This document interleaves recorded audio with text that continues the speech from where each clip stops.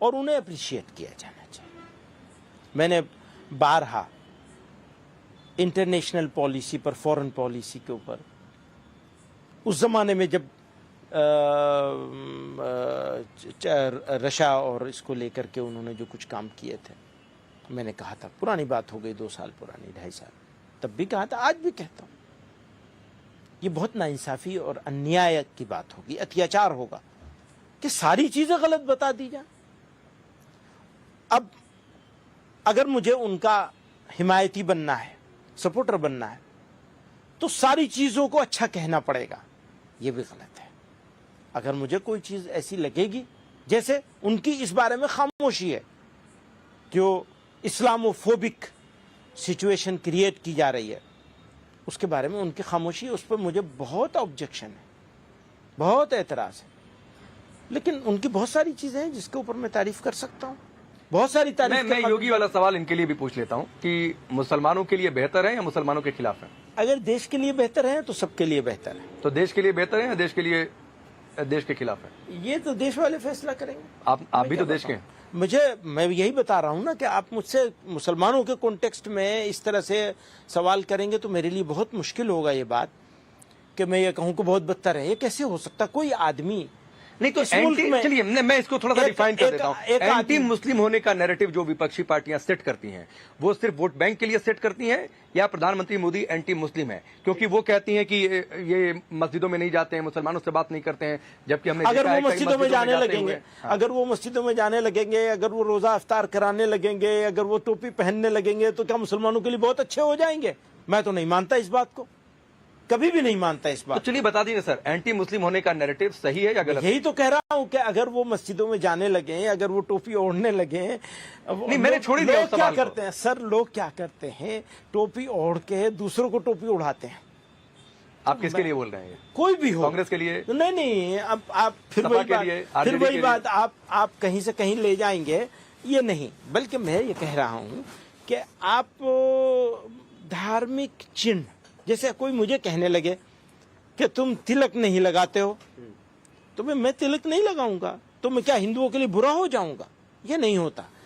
हमें ये देखना है कि ओवरऑल क्या है और एक्शंस क्या है। तो हमें इस तरह से आप अलामतों सेफ साइड ले रहे हैं कि ना मैं आलोचना करूंगा, ना मैं तारीफ करूंगा, करी है, और ना मैं ये कहूंगा कि वो मुस्लिमों के लिए बेहतर है। अभी आलोचना करी है, अभी आलोचना करिए। आप इसको ब्रेकिंग न्यूज बनाना चाहते हैं कि मैं ये कह दूं कि वो बहुत बदतर है। नहीं कैसी बात? आप अच्छा बोल दीजिए, हम वो चलाएंगे। नहीं क्यों भाई, मैं अच्छा या फिर बोल दीजिए कि एंटी मुस्लिम होने का नैरेटिव सेट नहीं है, अलग अलग सेलेक्टिव मामले में अलग अलग नहीं, आप ये इसको इस तरह नहीं, इस तरह कहेंगे कि हमारे सामने बहुत सारी चीजें ऐसी हैं जिनमें उनको एक्शन लेना चाहिए और उनका नजर नहीं आता है। अब जैसे मणिपुर की ही शिकायत है लोगों को, तो है, अब उसको क्या करेंगे? वहां तो कोई मुसलमान का इश्यू नहीं है। मुस्लिमों से क्या लेना देना? वही कह रहा हूं कि उसका मुस्लिमों से कोई लेना देना नहीं है, तो वो उनकी कार्यशैली भी हो सकती है। इस देश में गाजा फिलिस्तीन का जो संघर्ष हुआ, इजराइल जो उधर गया, तो फिलिस्तीन का समर्थन करिए, ठीक है, वो इस देश की पॉलिसी में रहा है, उससे कोई गुरेज नहीं है।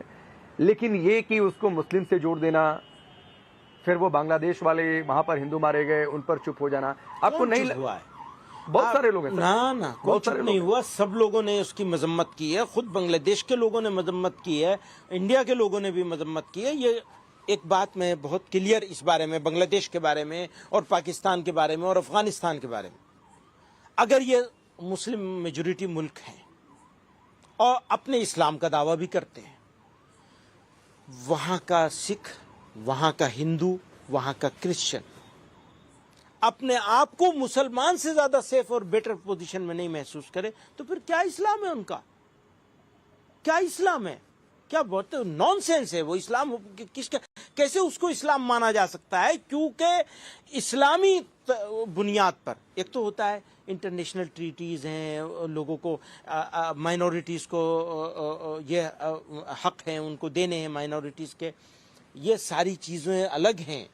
बुनियादी बात यह है कि अगर कोई मुसलमान है और किसी वजह से उसको रूलिंग करने का मौका मिल गया है किसी भी तरीके से, और रूलर है वहां का या वो फैसला करने वाला है, उसकी पहली जिम्मेदारी उसकी माइनॉरिटीज है, बाद में दूसरा काम है सारा। एक चलते चलते एक सवाल और आपसे, क्योंकि बहुत सारी वक्फ की बात हो गई, बहुविवाह पर हमने बातचीत कर ली, एज ऑफ मैरिज पर हमने बातचीत कर ली। क्या आपको लगता है, या सीए की बातचीत जो हमने नहीं की, ये लगता है कि ये धीरे धीरे यूसीसी की ओर है जिसका आप लोग विरोध करते हैं? हमने तो आसाम में बहुत डिमांड करी है हमेशा। यूसीसी की नहीं, यूसीसी की बात, अच्छा यूनिफॉर्म UCC सिविल की कोड बात, की बात। यूनिफॉर्म सिविल कोड की बात कर रहे हैं। मैं एनआरसी समझा, क्योंकि आप उसी ए के साथ मिला के बात कर रहे थे। नहीं, मैं नहीं करता हूं, ये नेता मिलाकर करते हैं। ये आपने बहुत अच्छी बात कह दी, नेता मिलाकर कहते हैं कि सीए का मतलब एनआरसी भी आ गया। तो यूसीसी की बात यही है हमारी, वही जो मैंने बीच में यूसीसी के ऊपर बात हो चुकी है हमारी आपके, कि हमने मुल्क में, मुल्क के निर्माताओं ने, बनाने वालों ने, फाउंडर्स ने एक कमिटमेंट किया था, एक तसल्ली दी थी, एक इत्मीनान दिलाया था। उसको खत्म क्यों करना चाहते हैं? नहीं सर, और लाइए कोई नहीं, आपने संविधान का जिक्र किया, संविधान में इस बात का भी जिक्र है कि यूसीसी लाया जाए, जिस तरह का वही मैं कह रहा हूं कि उसका एक ब्लूप्रिंट लाइए, उस पर डिबेट कराइए, देखेंगे। हो सकता है अच्छा हो, अच्छा होगा तो सपोर्ट भी करेंगे, क्या दिक्कत है? अभी से क्यों उसको अपोज करेंगे? नहीं, माहौल तो ऐसा ही बनता है। अभी से उसको क्यों अपोज करेंगे? लाए ना फिर। जैसे सीए का विरोध हुआ, उसके आधार पर जिस तरीके से आंदोलन इस देश में चले। ठीक है, वो लोगों का आंदोलन चलाने का भी तो अधिकार है ना, आप कैसे छीन लेंगे? वो तो हमारे डेमोक्रेसी ने, हमारे संविधान ने अधिकार दिया है। ठीक है, बहुत बहुत धन्यवाद मदनी साहब, आपने बहुत सारे मुद्दों पर बहुत बेबाकी से अपनी राय रखी है, और हालांकि कई सारे मसलों पर आप बहुत सेफ साइड, मसलन योगी, मोदी पर, वक्फ पर, आप बहुत जगहों पर सेफ साइड आप लेते हुए नजर आए। एक 2-4 मिनट और आपका। हिजाब पर भी विवाद हुआ, स्कूल कॉलेज में बहुत सारा मसला उठा, महाराष्ट्र में भी सुप्रीम कोर्ट ने एक डायरेक्शन भी उसको लेकर दिया। क्या आप मानते हैं कि ड्रेस कोड का पालन होना चाहिए या नहीं होना चाहिए? किसी एजुकेशनल इंस्टीट्यूट की मैं बात कर रहा हूँ, सार्वजनिक जगहों पर नहीं। सार्वजनिक जगह पर तो ठीक है, जिसका जो नियम है वो पालन करे धर्म के हिसाब से। देखिए, यही तो सब लोग बोल रहे हैं, साहब हमारा इंस्टीट्यूट है तो हम जो है वो करेंगे। तो आपने एक बच्ची को जो पढ़ती नहीं थी, उसने पढ़ना शुरू किया, समाज की में एक सेक्शन ऐसा पैदा हुआ जिसकी बच्चियों ने कहा हम पढ़ेंगे। आपने कहा हम तुम्हारा हिजाब नोच लेंगे ड्रेस कोड के नाम पे। जो भी कह रहे हैं ड्रेस कोड का हवाला दे रहे हैं। अरे भाई, उसका कलर फिक्स कर दीजिए, उसका डिजाइन फिक्स कर दीजिए। बहुत सारे तरीके हो सकते हैं एकोमोडेट करने के।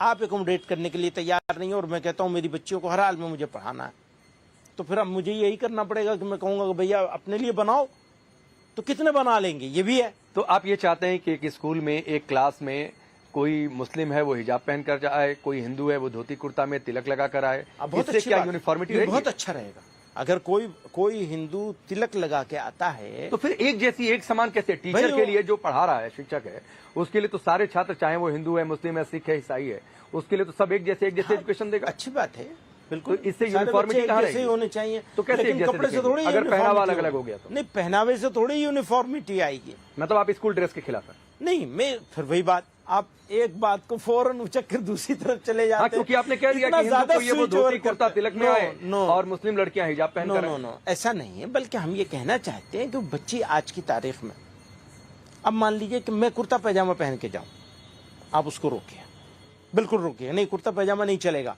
अगर ग्रे कलर की पैंट है, व्हाइट शर्ट है, तो वो तुम्हें वही पहन के आना पड़ेगा। लड़की को भी आप यही कह सकते हैं, और ऐसा बहुत जगह है, ऑलरेडी है।